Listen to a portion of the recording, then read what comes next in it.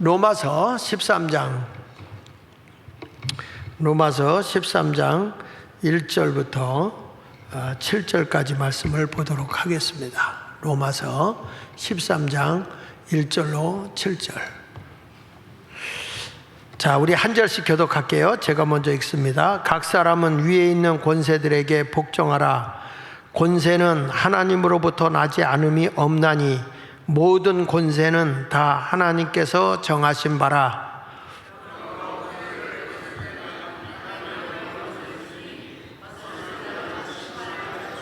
다스리는 자들은 선한 일에 대하여 두려움이 되지 않고 악한 일에 대하여 되나니 내가 권세를 두려워하지 아니하려느냐. 선을 행하라. 그리하면 그에게 칭찬을 받으리라.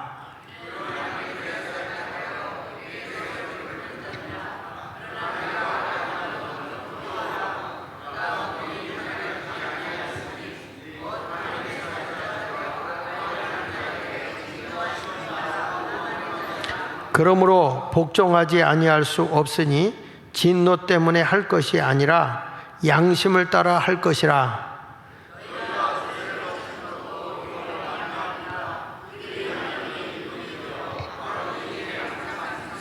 같이 봅니다.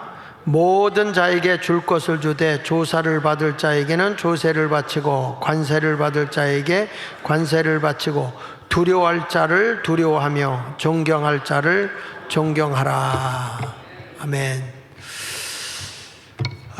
오늘은 제가 기독교와 정치에 대한 말씀을 좀 하도록 하겠습니다. 기독교와 정치. 잠언 14장 34절의 말씀을 보면 공의는 나라를 영화롭게 하고 죄는 백성을 욕되게 한다. 모든 사람이 봤을 때 올바르게 사는 나라는 영화로움이 나타나지만 죄가 나라를 들끓게 되면 백성을 욕되게 하는 거예요.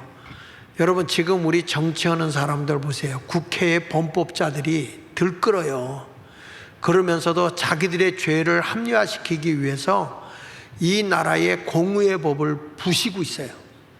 이 나라에 의롭지 못한 행동을 하고 있단 말이야. 검찰, 판사 이런 사람들 오히려 행정부까지도 다 넘어뜨리려고 하고 있는 이런 모습을 보면서 정말 우리 이 정치가 잘못 가고 있을 때 누가 이거 브레이크를 잡아줄 거냐, 누가 이 잘못되어 가고 있는 나라를 바로 잡아줄 거냐.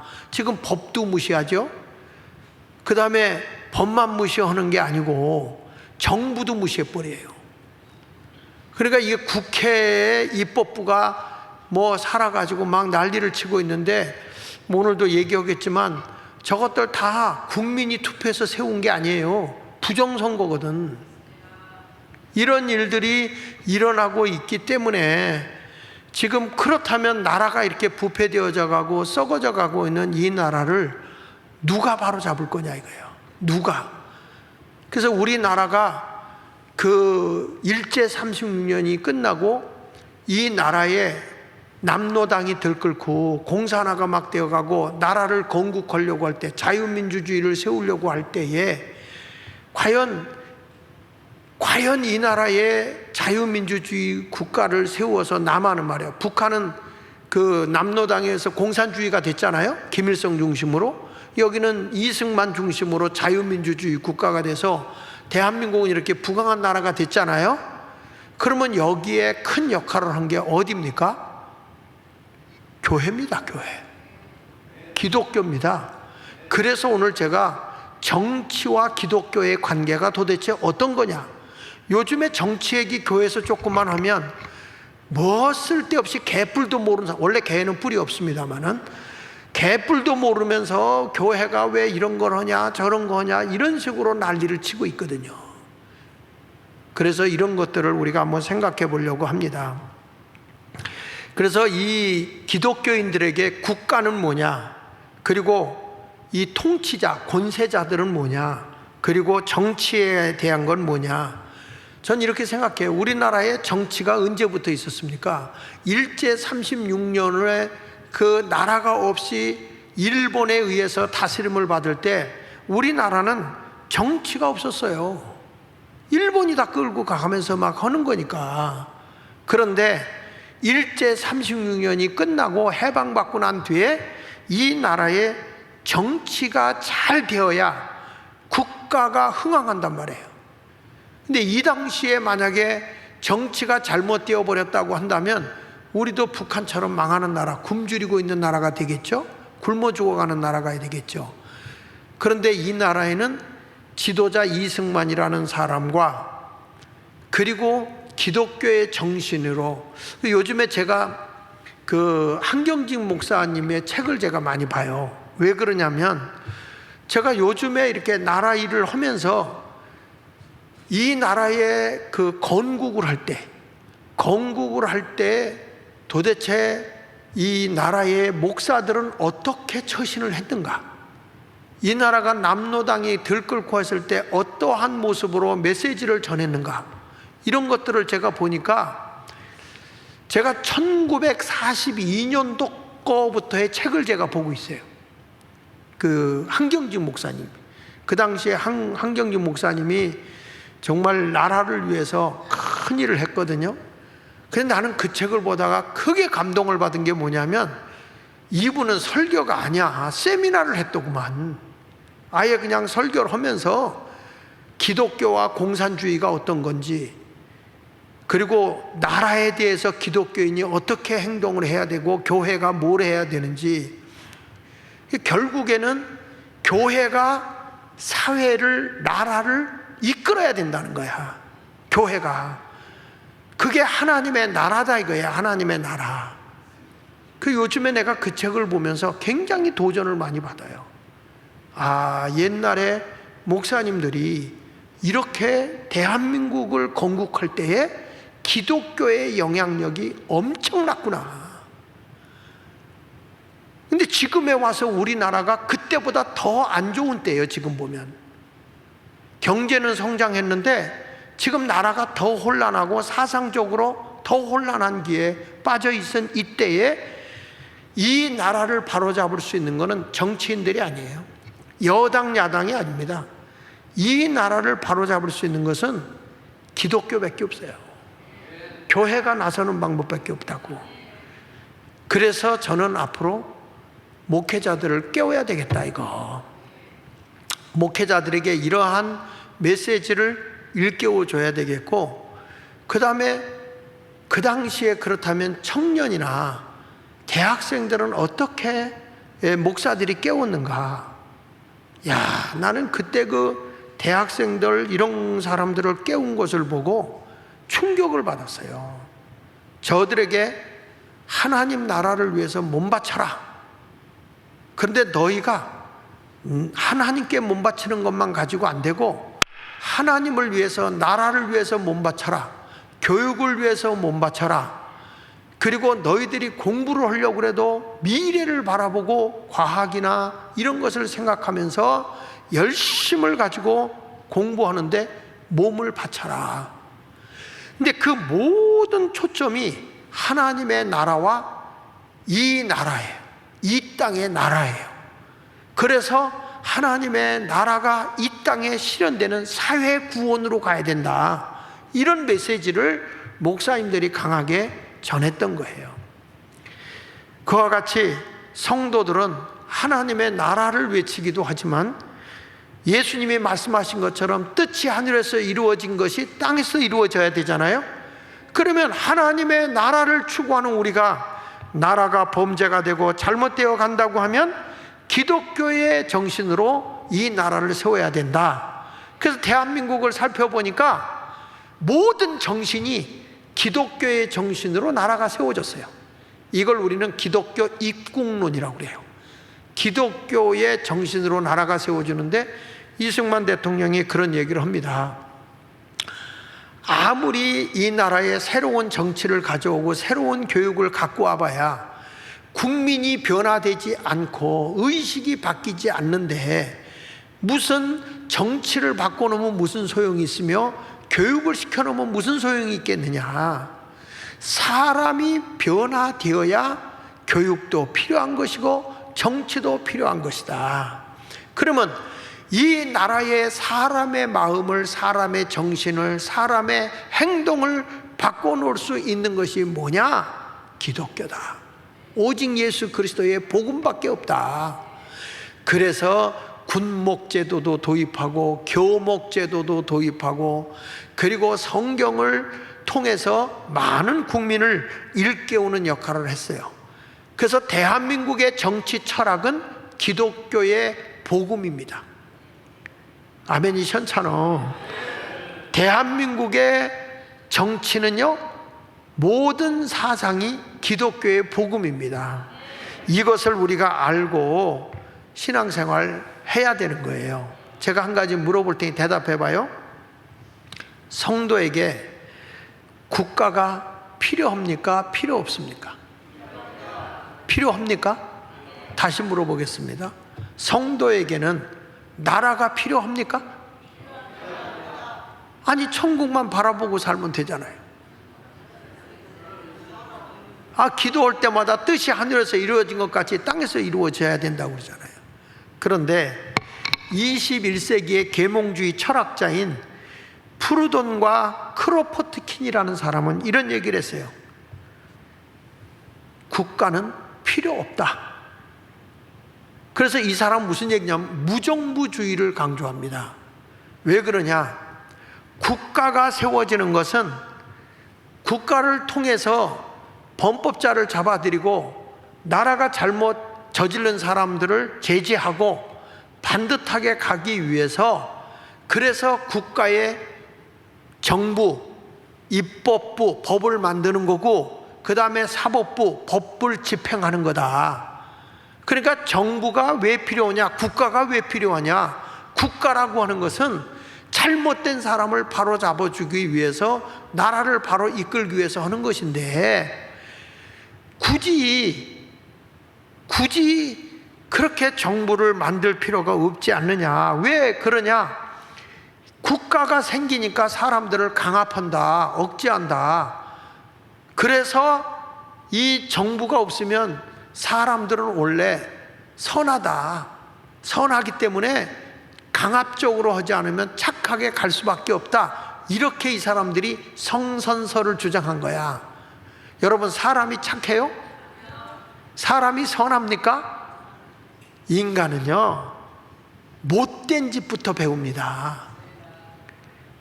애들이 욕부터 배워요? 선한 말부터 배워요? 욕부터 배워요. 나쁜 짓은요, 안 가르쳐줘도 다 해요. 왜 그렇습니까? 하지 말라는 건 꼭 골라서 하잖아요. 인간은 악해요. 죄를 범한 뒤부터는 악이 오게 돼 있거든요. 그런데 이런 사람들이, 사람이 제재를 하지 않으면 착하기 때문에 선하게 살 수 있어서 잘 사는 나라가 된다. 그러니 국가가 필요 없다, 정부가 필요 없다, 입법부가 필요 없다, 이런 것으로 주장을 했던 거죠.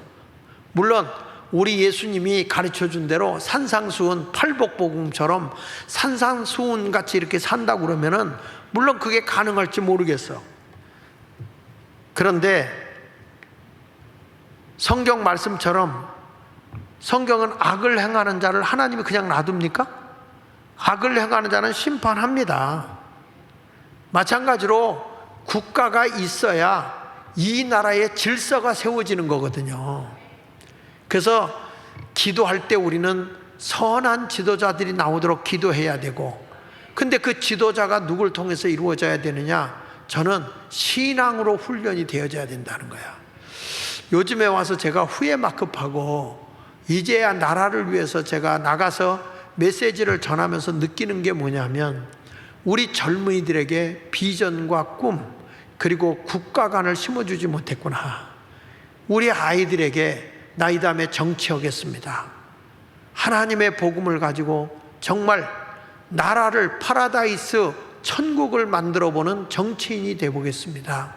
내가 입법부에 들어가서 사람을 사랑하는 법을 만드는 국회의원이 되어보겠습니다. 내가 재판관이 되어져서 정말 불의한 사람들이 억울한 일을 당하지 않도록, 불의한 사람들이 벌을 받도록 하는 그런 판사가 되어보겠습니다. 이런 비전과 꿈을 주지 못한 거야. 그냥 교회가 그동안에 못 살았으니까 그냥 번영주의가 판을 치면서 잘 살아보세요. 우리도 잘 살아보세요. 늘 그 당시에는 어렵게 사니까 조영기 목사님도 내용이 잘된 같이 범사가 잘되고 강건하길 내가 원하노라 할렐루야 이러면서 늘 삼박자의 축복을 얘기하고 번영신학을 주장하다 보니까 어느 틈엔가 물량주의가 교회를 지배하게 되고 대형화가 교회를 지배해버린 거야. 하나님의 뜻대로 바로 살려고 한 사람이 없었던 거예요. 그래서 다시금 나라의 주권이 하나님 중심의 나라로 세워져야 된다. 왜 제가 이 말을 하냐면 국민이 주권이 된 자유민주주의 국가 공화국을 세운 나라가 1776년에 미국이 세웠어요. 미국이 자유민주공화국을 미국이 세웠습니다. 그 다음에 1789년도에 이 자유민주공화국을 세운 게 프랑스입니다. 프랑스. 이 두 개 나라를 세웠어요. 하나는 미국이고 하나는 프랑스예요. 그런데 프랑스는 국민이 주권이 돼서 자유민주공화국을 세웠는데 여기는 무신론입니다. 무신론을 주장합니다. 프랑스는. 그 반면에 미국은 절대적 하나님 중심의 나라를 세웁니다. 모든 만물을 주관하시고 창조하신 분은 하나님이시다. 그런데 무신론적인 국민 주권을 세웠던 프랑스에서는 어마어마한 피해 혁명이 일어나죠. 테러가 일어나고 반혁명 운동이 일어나는데 그 당시에 그 유그노시라고 그래서 기독교에서 이렇게 개혁적인 신앙을 가지고 은행 거래도 해야 되고 무역도 하고 비즈니스도 하고 하는데 캐톨릭에서는 그런 걸 부정되다고 그랬거든요. 금융산업 하는 걸. 그래가지고 유구노트를 다 죽이잖아요. 모여가지고 100만 명을 죽였다고. 근데 이때 죽일 때 막 도망 나오는 거예요. 그 유구노트들이 개신교들이 새로운 아이디어를 가지고 있었던 사람들이 다 나와서 그걸 보고 영국에서 이들을 이민자로 받아들여요. 이민자로 받아들여서 그들이 가지고 있는 아이디어를 통해서 뭘 일으킵니까? 영국에서 산업혁명을 일으킨 거예요. 산업혁명. 그러다 보니까 이상하다. 영국이 잘 못 살고 해적의 나라였는데 해적들을 다 없애버리고 어떻게 저렇게 산업혁명을 일으켜서 잘 사는 나라가 됐지? 이걸 지켜본 나라가 독일이요. 독일. 독일에서 보니까 이거 저 프랑스에서 나오는 그 그들을 가지고서 이렇게 새로운 혁명을 일으키는구나. 그래가지고 프랑스에서 오는 유구노들에게 주택을 주고 자녀들의 교육을 공짜로 하고 사업을 할 수 있는 걸 밀어주고 해가지고 우리가 잘 아는 독일에 이 기술혁명이 일어난 거예요. 독일에. 그래서 독일에서 가죽옷이 나오고 그 다음에 칼 그러면 최고의 칼로 독일 칼을 알아주잖아요. 몰라도 아는 척 하세요. 이게 뭐냐면 프랑스에서 무신론적 혁명을 일으킬 때 이런 피해 혁명이 일어난 거예요. 하나님이 없으면 이런 역사가 일어나는 거예요. 그러니까 독일 같은 데는 모피 산업이라든지 또 이런 철 산업이라든지 이런 것들이 어마어마하게 많이 일어났는데 이게 이제 강대국이 돼간 거죠. 산업화 일으키고. 이게 기독교인들에 의해서 일어난 거예요.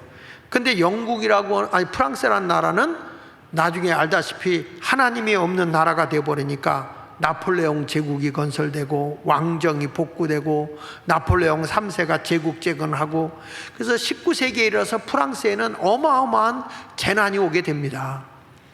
이랬던 나라예요. 그런데 미국은 여러분 기독교 민주주의예요. 그러다 보니까 이 나라는 국가의 헌법에 감사하리로다 전능하신 하나님 그는 우리에게 우리 자신의 관원을 택하는 주권을 주셨도다. 하나님이 우리에게 모든 걸 주셨다. 그래서 독립선언서에 보면은 창조주 하나님으로부터 우리는 이 놀라운 주권을 받았으니 우린 다 일어나자.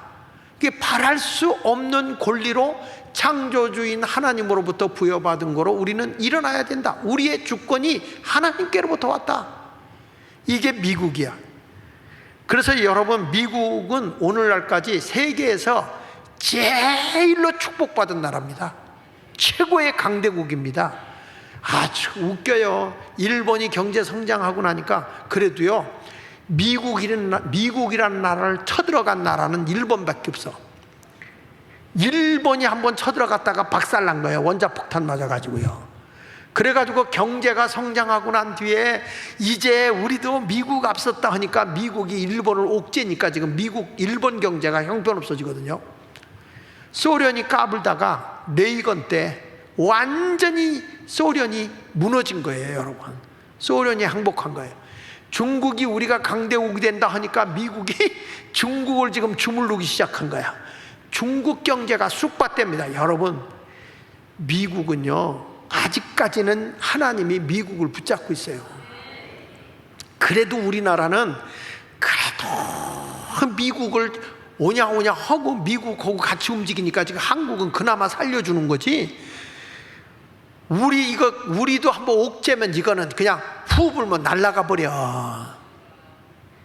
아이고, 쬐끔만 이게 어디에 붙었는지도 모르던 나라야. 그러던 이 나라가 하나님의 은혜로 말이죠, 하나님 은혜로 이렇게 은혜 받은 걸 알고 감사해야 될 줄로 믿습니다. 그래서 우리는 이제부터 권세는 다 누가 주는 거냐? 하나님이 주는 거예요.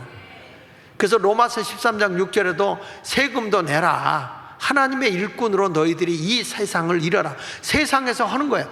권세자들에게 복종하고 다 하는데 권세도 다 하나님께로부터 오는 거다. 너희들 하나님 복 주면 나라를 위해서 세금도 내라. 왜?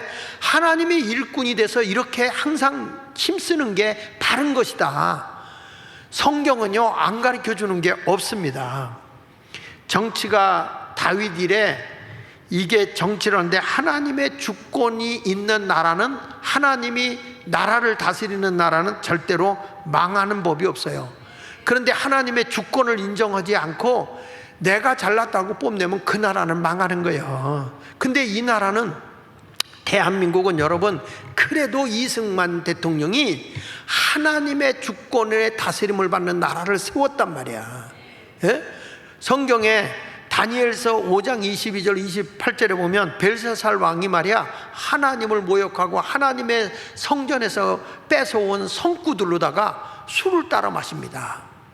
술을 막 따라 마시면서 막 흥청망청 하는데, 갑자기 벽에서 술을 막 먹고 마시고 춤을 추는데 벽에서 손가락 하나가 나오더니, 손가락 하나가 나오는데 뭐가 글이 막 써져. 손가락만 보이는 거예요. 야, 얼마나 무서웠겠어. 잔치를 하는데 갑자기 벽에 말이야 손가락 하나가 나타나서 글이 막 써져. 근데 무슨 글씨인지를 모르는 거야.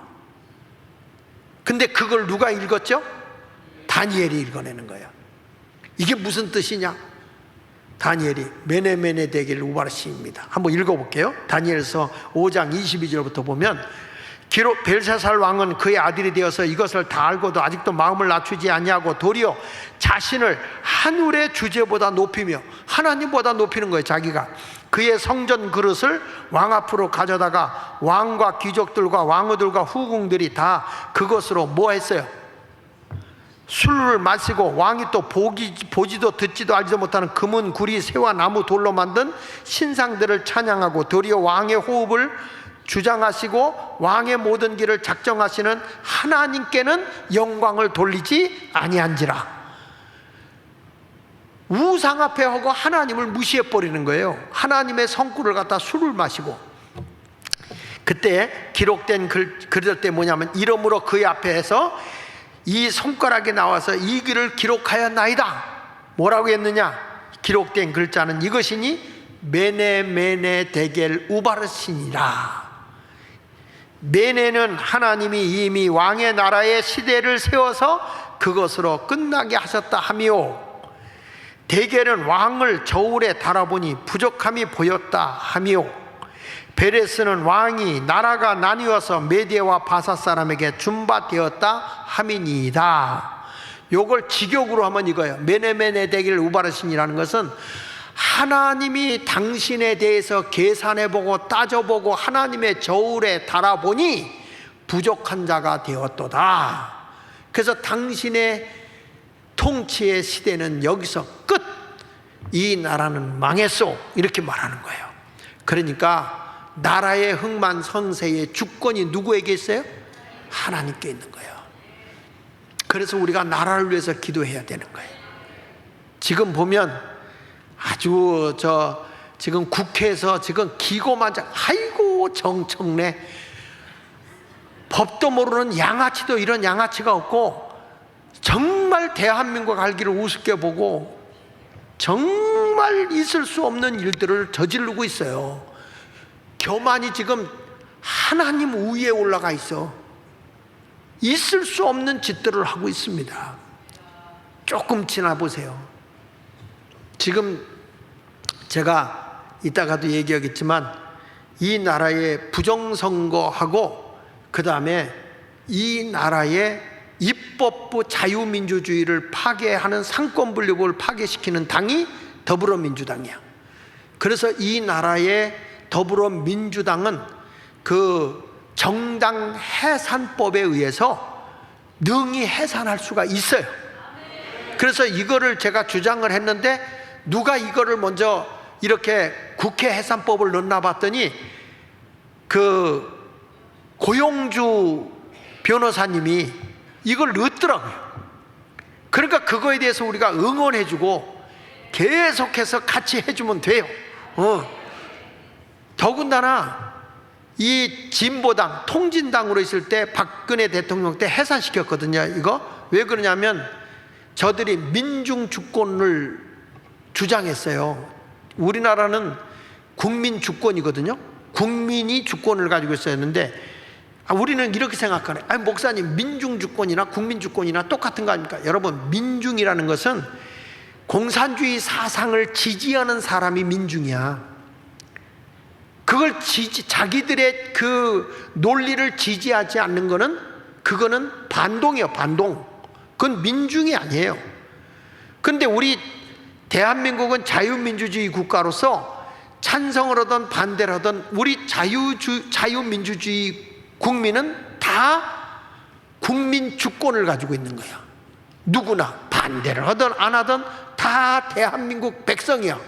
맞습니까? 예배 오든 안 오든 예수마을 교인이잖아. 그와 같이 하여튼 그렇게 국민의 주권을 줬는데 얘들은 국민주권이라는 걸 빼버리고 민중주권이라고 했어요.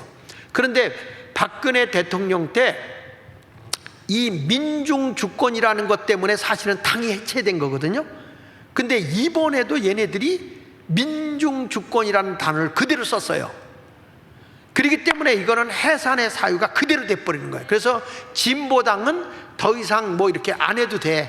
뭐 재판을 할 필요가 없어요. 이거는 그냥 그 전에 법에 의해서 해산 이렇게 하면 돼요. 그리고 이 더불어민주당이 지금 171명인가요? 171명, 172명인가? 되죠? 아니 그거는 야당까지 포함해서 하는 거고요. 더불어민주당만 171명인가 그래요. 근데 이때에 만약에 이게 국회 해산법이 통과가 되잖아요. 그러면 171명이 다 국회의원 박탈이에요. 그리고 못 나와요. 못 나와. 그렇기 때문에 이 국회 해산법이 반드시 통과돼야 되는 거예요. 이게 이 두 가지를 가지고 우리가 주장하고 나가면 이번에 8.15에 사람들이 몰수히 나와서 두 가지 법만 가지면 돼. 부정선거, 그 다음에 더불어민주당 정당 해산, 요 두 가지 법을 가지고 생명 걸고 우리는 싸워야 되는 거예요. 이제 지들끼리 하나님이 저래서 말 안 듣잖아요. 제가 예언하는데 지들끼리 싸워. 하나가 둘이 되고 둘이 넷이 되고 넷이 여덟이 돼서 막 분란이 일어나서 싸움이 터지게 돼 있어요. 하나님이 함께하면 그렇게 되는 겁니다. 그러니까 우리도 일본이란 나라가 그렇게 부강하고 대단한 나라일 것 같았지만 하나님이 팍 꺾어버리니까 항복하는 거예요. 원자폭탄 2개 끝나고 마는 것입니다. 그래서 대한민국은요 공의로 정치를 해야 돼. 모든 것이 공의로 정치해야 돼. 이제는 윤석열 대통령도 강력하게 드라이브를 걸어야 되는 거야. 혁신으로. 그래야 살아. 예? 어차피 인생 한 번 왔다 가는 건데, 아니 뭐 윤석열 대통령 뭐가 아쉬워. 집에 있는 게 개밖에 없어요.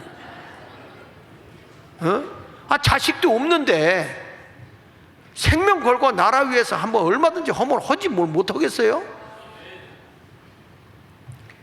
그래서 오늘도 보면 이렇게 막 권세를 가지고 칼로다가 멸망하려고 하지만, 여러분 주기철 목사가 일제시대 때 그가 순교당하고 대무드로 걸어가면서 죽었지만, 그러나 신앙을 지키고 하나님의 주권 앞에 이렇게 맡기고 갔을 때 주기철 목사는 죽었지만 일본이라는 나라가 하루아침에 고꾸라질 줄 알았겠어요? 하나님이 손 떼면 끝나는 거예요. 그래서 이사야 1장 16절로 17절에 이렇게 말하는 거예요. 너희는 스스로 씻으며 스스로 깨끗하게 하여 내 목전에서 너희 악한 행실을 버리며 행악을 그치고 선행을 배우며 정의를 구하며 학대받는 자를 도와주며 고아를 위하여 신원하며 과부를 위하여 변호하라 하셨느니라. 하나님은요, 잘못하는 사람 그대로 내버려 두지 않는다는 거야. 그러니까 악을 행하지 말고 선행을 배우고, 그리고 뭐라고 그랬냐면 정의를 구하라는 것입니다. 미가서 6장 8절에도 보면요, 미가서 6장 8절에 보세요.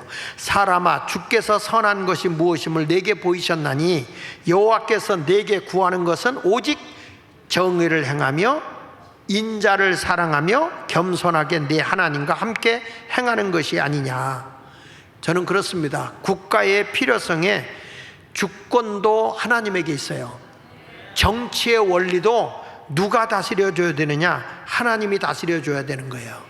그래서 기억하십시오. 첫째는 교회가 정치를 지배해야 됩니다. 다시 따라합시다. 교회가 정치를 지배해야 된다. 왜 그러냐? 교회의 머리가 누구요? 하나님이요. 그러면 이 나라의 통치자가 누굽니까? 하나님 아닙니까? 자, 로마서 13장 1절에 보세요. 각 사람 위에 있는 권세들에게 복종하라. 권세는 누구로부터 나온다 그랬어요? 하나님으로부터 나지 않음이 없나니. 모든 권세는 다 하나님이 정하는 거예요. 하나님이 정하는 거예요. 믿으시면 아멘 하세요. 그러니까 우리가 신앙생활 하면서 이제는 하나님의 뜻대로 우리가 살면 되는 거야. 권세자들 자기들이 하나님을 무시하고 자기들이 뭐 하는 것 줄 알죠? 여러분 진짜 무서운 게 누군 줄 알아? 요렇게 오후에 나라 사랑 예배 오는 분들, 여러분들이 하나님의 권세를 쥐고 나라를 위해서 일하는 거예요. 권세가 누구에게 오냐? 하나님께로부터 오잖아요. 그러니까 중세기에도 보세요. 교회가 정치를 지배했다니까. 1세기 때 보세요. 국가는 교회에 예속했어. 그래서 교회의 말을 안 들을 때는 얼마나 험악하게 다룬지. 그래서 그 당시엔 교황이 아주 교회가 모든 통치자들을 다스렸잖아요. 성경에 원래 보세요. 성경에 보면 왕정시대가 되기 전까지 선지자들이 나라를 다스렸잖아요. 선지자들이. 왜? 하나님이 다스리는 거예요. 그래서 정치는 종교개혁 후에 조금 뒤로 빠져 있었지만은 나라가 부패되고 썩고 잘못될 때는 누가 나서야 되느냐? 교회가 나서서 썩어지는 걸 바로 잡아야 된다는 거예요. 그래서 여러분 콘스탄틴 대제 이후에 국가와 교회의 관계를 보세요. 나중에는 교회를 국교로 인정했잖아. 이 나라의 종교는 기독교다. 이걸 인정했잖아요. 왜? 교회가 없이는 나라가 바르게 갈 수 없어요. 백성을 바로 치리할 수 없어요. 우리나라 썩었다 뭐 했다. 그거는요, 모든 책임이 교회야. 교회가 회개하지 않아서 그래. 교회가 바로 서지 않으면 대한민국은 몰락하는 거예요. 어느 교회가 크다, 많이 모인다, 중요한 게 아니야. 지금은요, 선지자권을 가지고 가야 됩니다. 나라를 위해서 제대로 외쳐야 됩니다. 그렇지 않으면 우리나라 소망이 없어요. 교회가 세워야 되는 거예요. 여기 보세요. 로마서 13장 3절 5절에 다스리는 자들은 선한 일에 대하여 두려움이 되지 않고 악한 일에 대하여 대나니 내가 권세를 두려워하지 아니하려느냐? 선을 행하라. 너희가 권세 가지고 악을 행하면 그냥 안 놔둔다 이거야. 그러니까 선을 행하라. 그리하면 그에게 칭찬을 받으리라.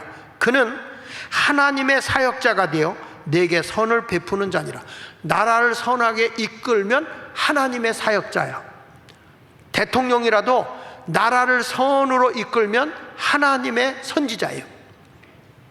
그런데 나라를 부패하고 악을 행하면 하나님이 놔두겠어요? 여기 보세요. 그러나 내가 악을 행하거든 두려워하라. 그가 공연히 칼을 가지지 아니하였으니 곧 하나님의 사역자가 되어 악을 행하는 자에게 진노하심을 따라 보응하는 자니라. 그러므로 복종하지 아니할 수 없으니 진노 때문에 할 것이 아니라 양심을 따라 할 것이다. 그러니까 교회는 지도자들도 양심을 따라 살라는 거예요. 아시겠어요? 교회는 선을 가리켜야 돼. 악을 행하면 악과 싸워야 되는 거예요. 믿으십니까? 그렇지 않으면 하나님이 심판하는데, 이스라엘 백성이 하나님의 뜻대로 살지 않을 때 나라 멸망해서 백성들이 얼마나 고통을 당합니까? 의인 10사람이 없어서 그런 거야. 대한민국이 이렇게 썩어갈 때, 국회가 저 지경이 될 때 목사들이 나와서 외치면 저렇게 안 되지.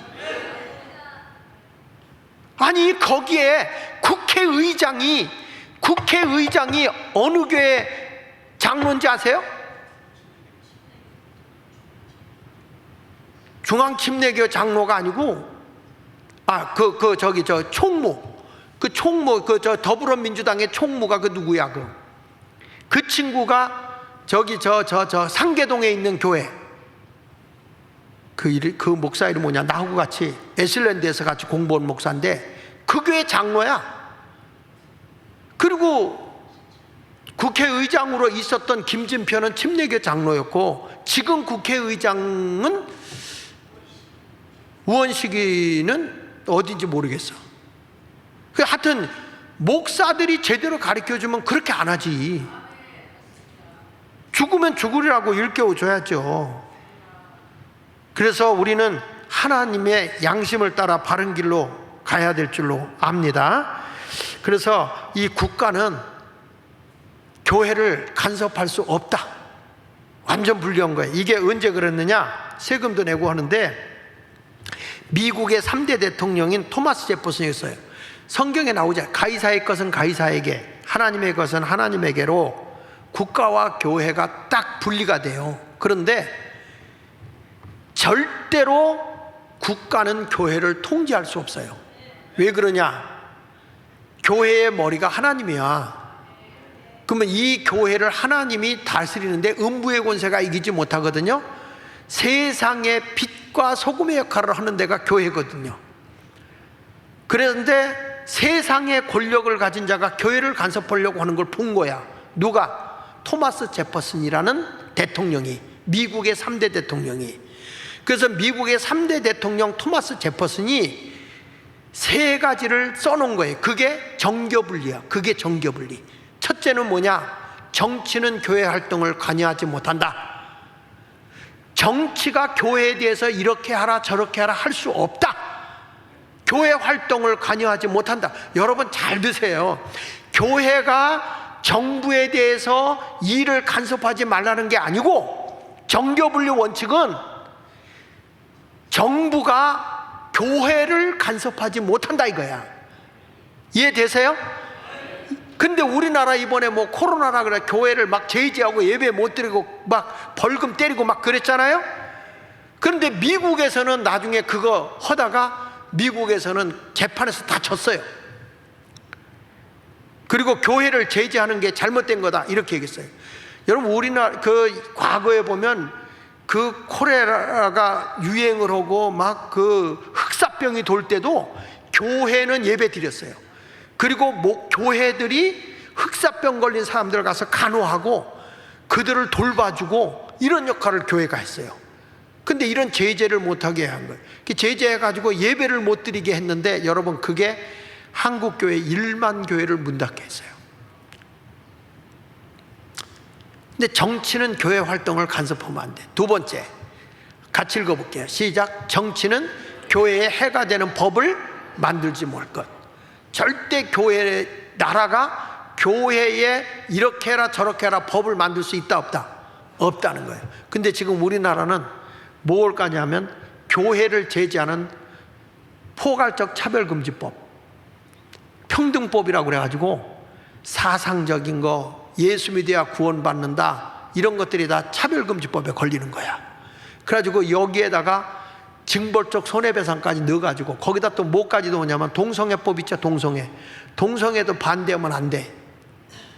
이런 포괄적 차별금지법에 몇 가지 종류를 집어넣냐면 27가지를 집어넣었어요.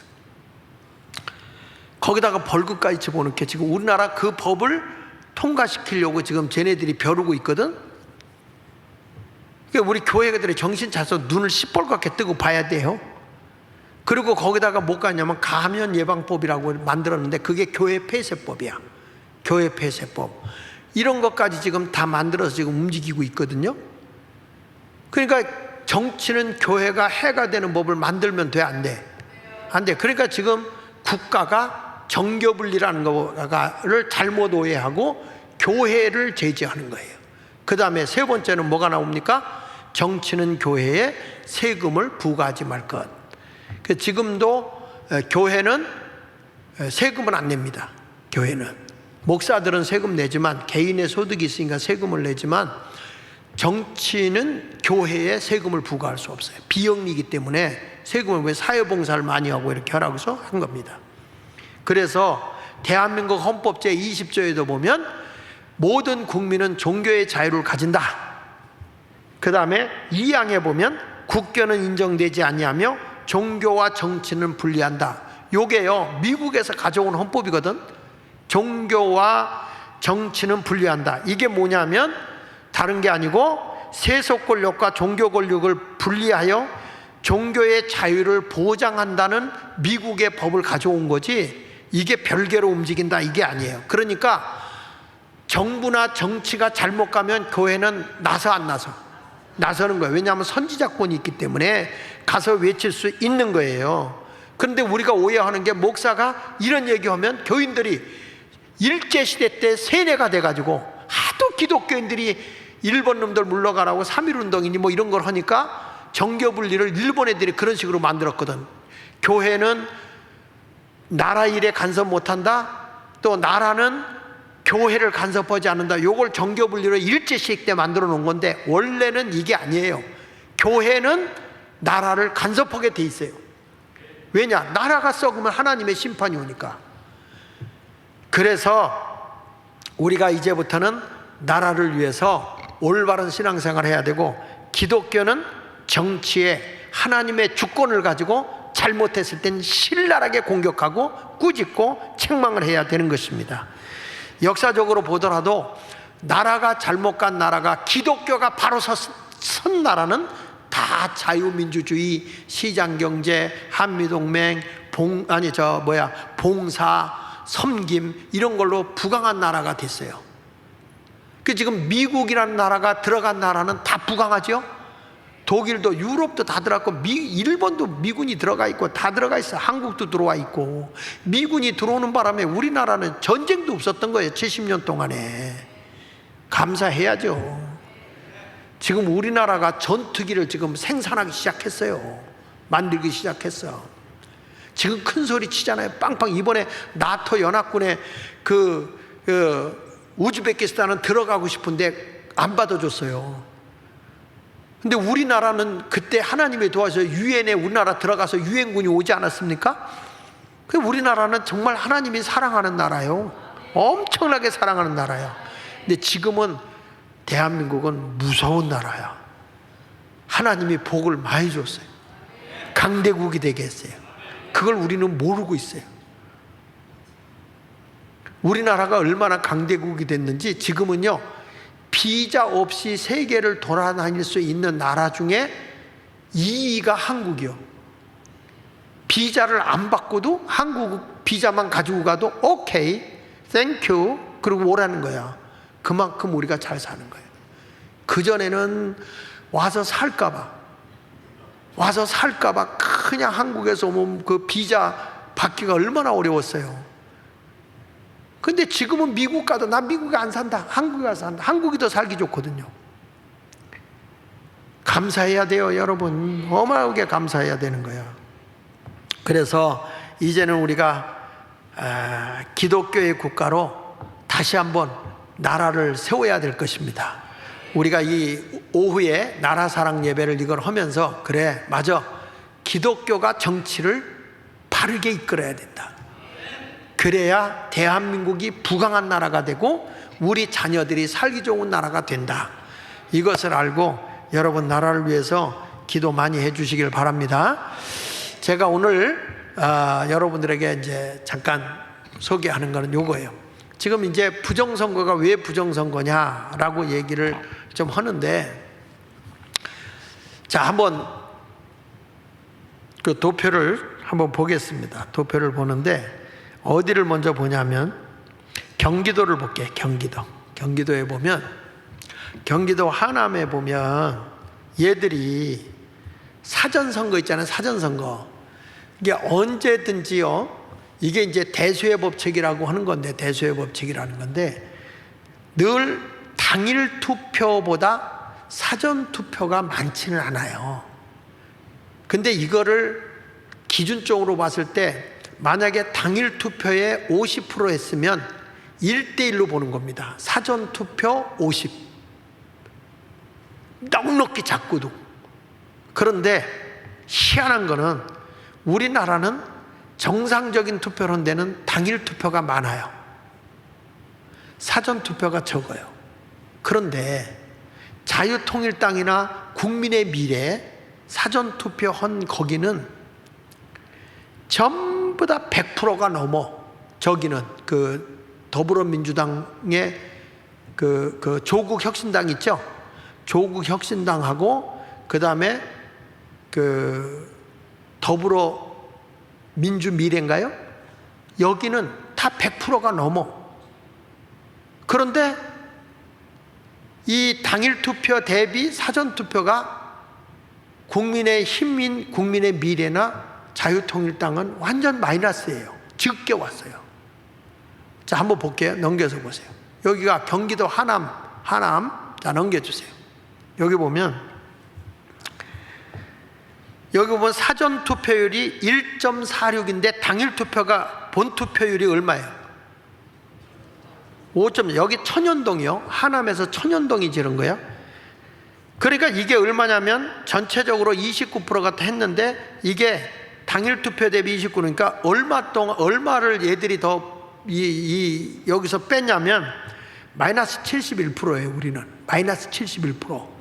자유통일당은. 그런데 조국혁신당을 보면요, 본 투표율이 얼마요? 14.29죠. 사전 투표는 얼마요?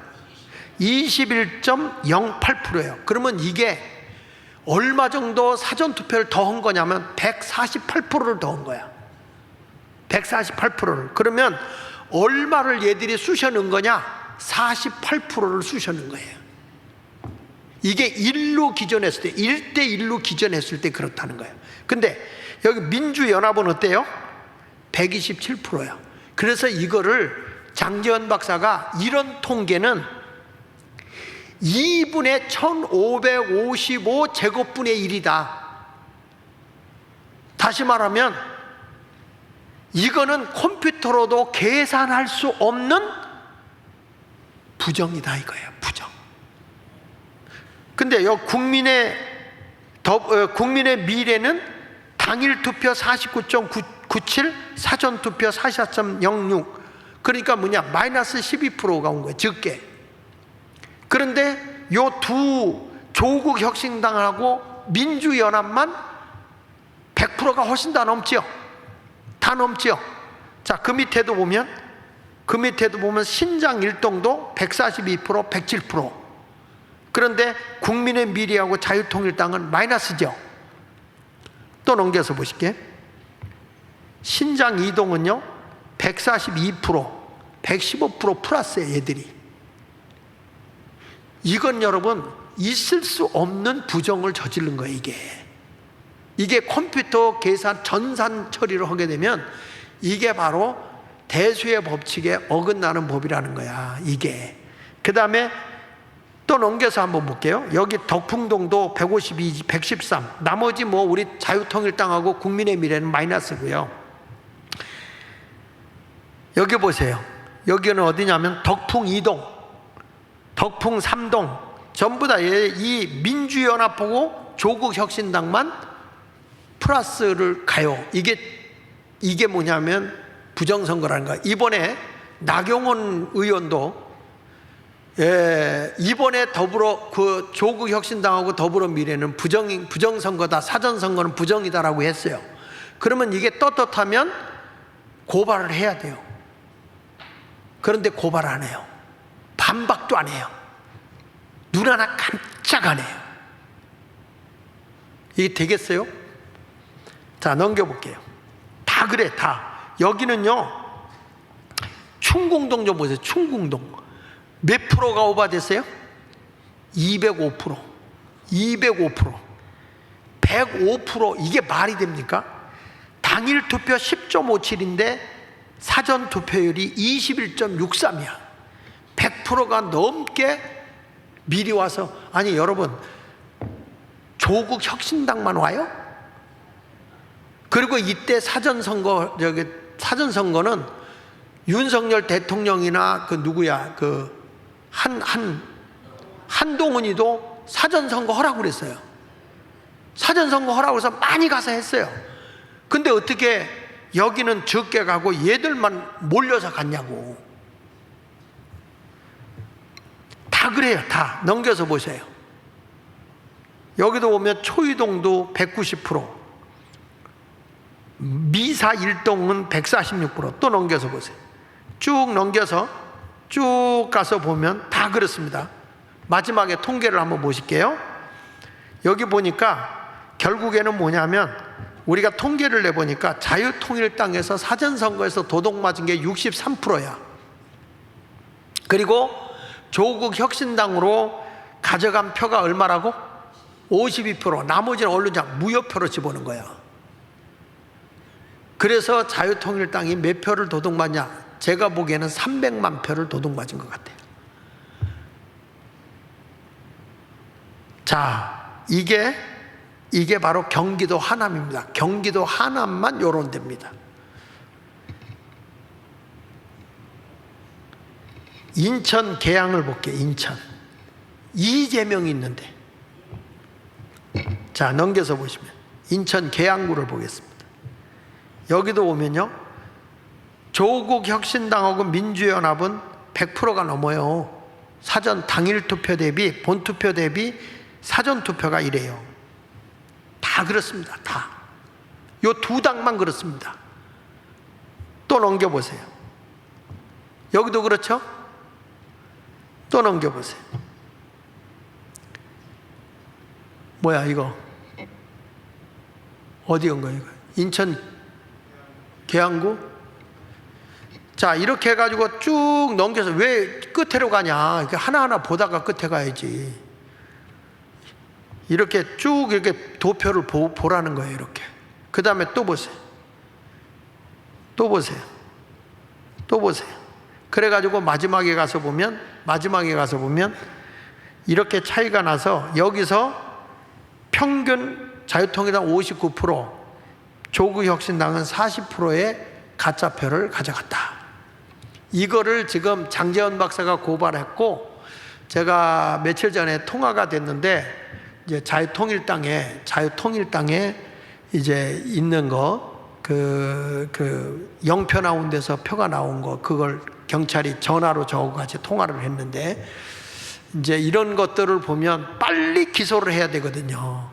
그 지금 오후 3시에 계속 거기서 집회를 해요. 그러니까 여러분 시간이 있을 때 한번 거기도 좀 가세요. 2시 반부터 한 2시간 정도 하거든. 그래가지고 경찰을 압박해야 돼. 그런 모습으로 가야 됩니다. 어저께 금요일 날은 굉장히 그 도로까지 정복 한 500명 와가지고 정복하고 뭐 이렇게 한번 했다고 그러더라고요. 그 다음에 이제 인천 연수구도 이렇게 보면은 똑같습니다. 인천 연수구 쭉 넘겨서 끝부분에 가서 보면, 끝부분에 가서 보세요. 연수구에도 보면은 여기도 똑같이, 여기 보세요. 조국혁신당하고 더불어민주당은 이렇게 많은 표를 저들이 가져간 거예요. 근데 두 당은 마이너스예요. 이게 뭐냐면 1대1로 비교를 해봤을 때 이건 있을 수 없는 수치가 나온 거다. 그래서 이런 것들은 어떻게 하냐, 이게 전산조작인 전산조작. 그래서 이런 것을 잡아내야 되겠죠. 그래서 부정선거를 반드시 밝혀야 돼. 이런 것들을 우리가 해야 되는데 사람들이 지금 안 움직이고 있으니까 좀 답답한 겁니다. 자, 어디를 하나 봐냐면 이번에는 부산은 그럼 어떨까? 부산은 여당 지역이잖아요. 그러니까 부산은 안 저질렀을 거 아닌가? 엄청 저질렀어. 부산을 한번 보겠습니다. 부산 지역에. 부산에도 봤어. 부산 금정구에 영표 나온 지역 있잖아요. 이런 지역을 우리가 봤어. 보니까 거기도 여기 보시면요, 조국혁신당이요, 본투표에 비해서 사전투표율이 19.16이에요. 이 말은 무슨 얘기냐면 152%가 100%가 넘었다는 거예요. 전부 다 그래. 전부 다. 넘겨서 보시죠. 여러분 상식적으로 한번 해봅시다. 부산 경상도 지역은요, 국민의 힘을 밉니까? 더불어민주당을 밉니까? 그런데 어떻게 여기서 사전투표가 100%가 넘게 조국혁신당하고 이 더불어민주연합이 이렇게 많이 나와요? 오히려 국민의 힘인 국민의 미래는 마이너스야, 마이너스. 당일 투표 대비 사전 투표가 마이너스야.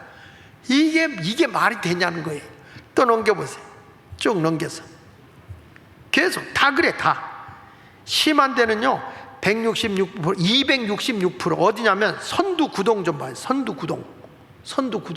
여기는 한번 좀 보고 싶어요. 선두구동에 보면 266%가 이렇게 많이 왔어요. 조국혁신당만. 그러니까 166%의 표가 더 쏟아져 나온 거예요. 그만큼 표를 집어넣었다는 거예요. 이게 있을 수 없는 짓을 이렇게 하는 거예요. 이게. 다음에 넘겨보세요. 내가 이거 하느니 차라리 성경을 봤어야 되는데. 자, 이렇게 넘겨서 쭉 넘겨서 보고 부산 강서구도 보는 겁니다. 여기도 우리가 한 표 나온 지역인데 여기가 부정투표로 32표가 나왔거든. 근데 여기도 보니까 뭐 엄청나요. 자, 계속 넘겨서 마지막에 토탈을 봅시다. 여기는 자유통일당은 보세요. 평균 69%의 표를 도둑맞았고 조국혁신당이 가짜표를 얼마 가져갔다고? 67%. 어차피 얘네들은 여기서 왕창 집어넣어도 국민의 힘이 될 거라고 생각을 하고, 그러니까 우리가 되니까 여기서 비리를 저질러도 괜찮다 이렇게 하고 여기다가 쑤셔 넣은 거예요. 국회의원을 이렇게 해서 가져온 거라고. 부산 사상구를 보겠습니다. 여기도 마찬가지예요. 여기도 쭉 넘겨서 결과적으로 봅시다. 여기는 평균 50%, 조국혁신당이 45%를 가져갔고요. 이런 모습이 부산에서도 일어났다. 그러니까 저는 이게 전산적으로 봐도 부정선거고, 또 표가 안 나온 데서 표가 나온 것도 부정선거고, 근데 이게 다 어디서 일어난 거냐면 사전투표에서 나온 거기 때문에 앞으로 선거는 사전선거를 없애야 됩니다. 사전선거를 없애버려야 되고요. 근데 이거를 제일 잘 외치고 있는 사람이 누구예요? 김민전 씨가 잘 외치고 있는데, 이게 힘이 돼야 되는데 아직까지 힘이 안 되고 있어서 좀 걱정이 됩니다. 자, 그러면서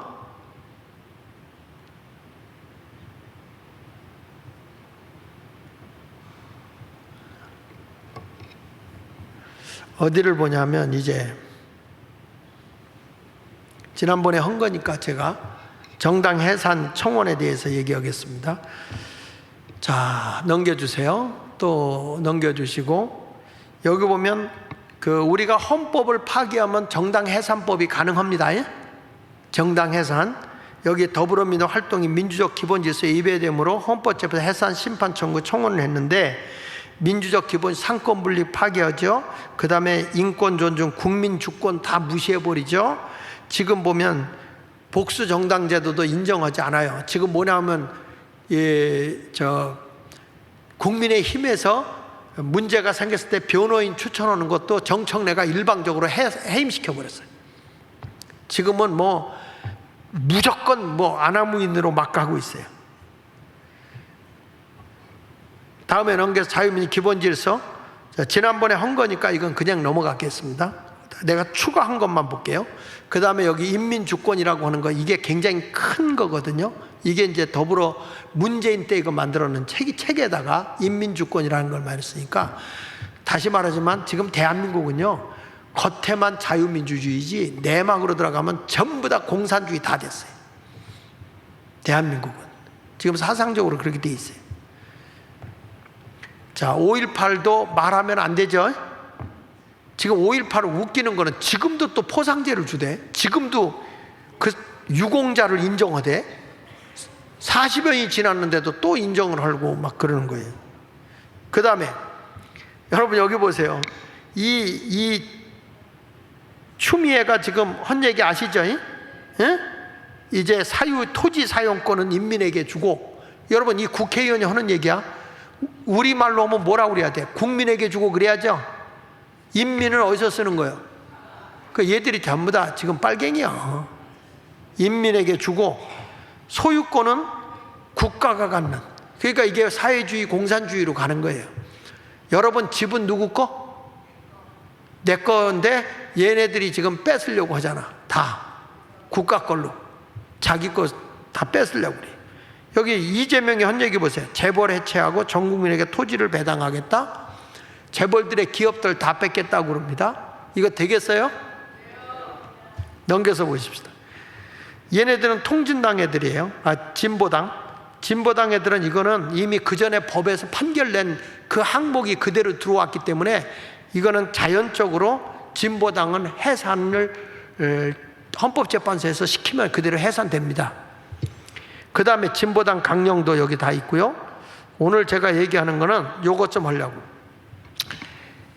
문재인이가 2018년 9월 19일 날 남북 군사합의 체결했죠. 근데 여기서 최악의 안보 적폐를 했어요. 우리나라의 모든 군사 붕괴를 다 무너뜨렸어요. 근데 이번에 윤석열 대통령 탄핵 사용 가운데 하나가 뭐가 들어갔죠? 북한에다가 확성기 틀었다고 탄핵이에요.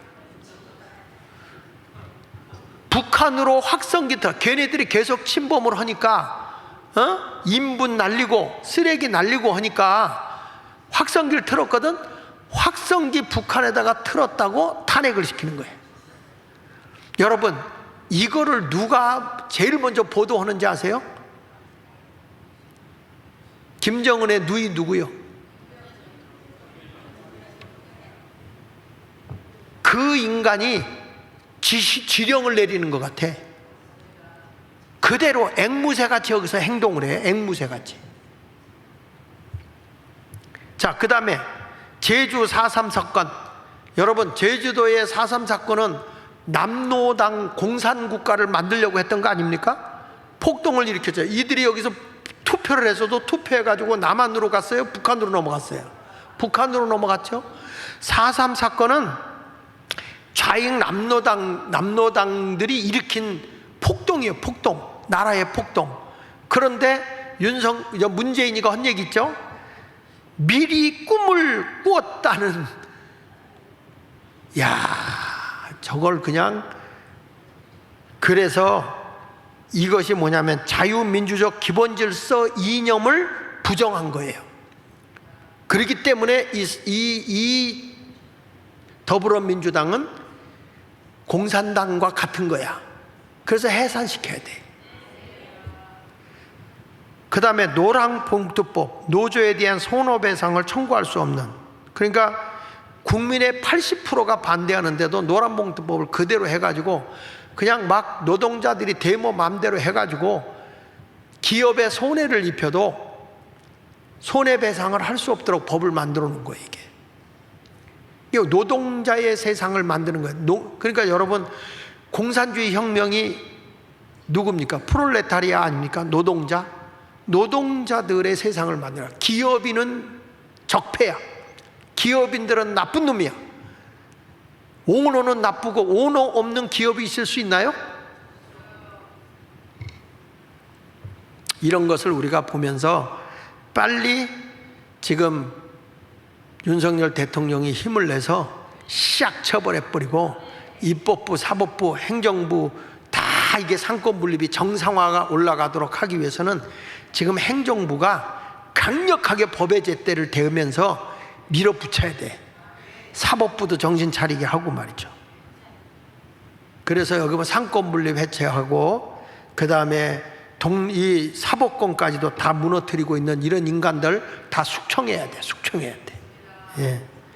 그리고 여기 보면 정말 한심스러운 거, 이 사람들을 보면 있을 수 없는 일들을 지금 막 하고 있기 때문에 우리나라에 이런 일들을 하고 있는 것을 보면서 나라를 사랑하는 마음 우리가 있어야 되겠죠? 그렇죠? 나라가 이 꼴이 되는 거 보니까 어떻습니까? 여러분들 편안하게 자리 두 다리 뻗고 잠자겠습니까? 그래서 저는 볼 때 겉에만 민주주의지 지금 내막적으로는 대한민국이 다 침체되고 이제 끝장난 거예요. 우리 위해서 기도해 주시고요. 저도 이제는 이 8.18 기점으로 해가지고 이거 하고 나면 이제 국가가 해야 할 일이라 생각하고 하나님께 맡겨 우리 열심히 기도하길 바랍니다. 자, 오늘 말씀을 생각하면서 우리 찬송 한 장 부르면서 우리 준비하신 헌금 하나님께 드리고 우리 나라 위해서 정말 하나님의 나라가 이루어지도록 208장입니다. 내 주의 나라와 주 계신 성전과 피 흘려 사신 교회를 사랑합니다. 이제는 교회가 세상을 이끌어야 돼요. 한국교회 깨웁시다. 교인들을 깨웁시다. 젊은이들을 깨웁시다. 아멘. 현찮아. 우리 모두 그냥 우리끼리 하지 말고 다음 주부터 한 명씩 데릴 거야. 다음 주는 이제 특강도 있고 그러니까 우리가 한번 하나님의 은혜로 역사하도록 합시다. 자.